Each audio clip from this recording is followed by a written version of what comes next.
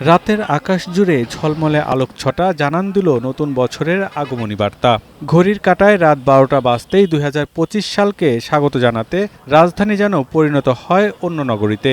নিষেধাজ্ঞার বেড়াজাল দমিয়ে রাখতে পারেনি বর্ষবরণ উদযাপন।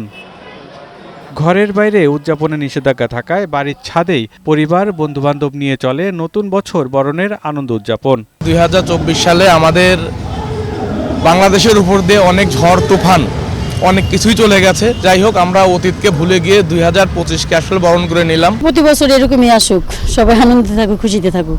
নতুন বছর নতুন কিছু নিয়ে আসবে বলেও মনে করেন কেউ কেউ। সবাইকে সঙ্গে নিয়ে নতুন পথ চলার অঙ্গীকার করেন তারা। ভালো প্রত্যাশা করি আমরা, ভালোভাবে চলার জন্য, ভালোভাবে থাকার জন্য। ২৫ সালের জন্য শুভকামনা এবং আশা করি যে ২৫ সালও ভালো যাবে। রাজধানীবাসীর নিরাপত্তা নিশ্চিত করতে শহর জুড়ে মোতায়েন করা হয় অতিরিক্ত পুলিশ। পিয়াস মাহমুদ, বৈশাখী সংবাদ, ঢাকা।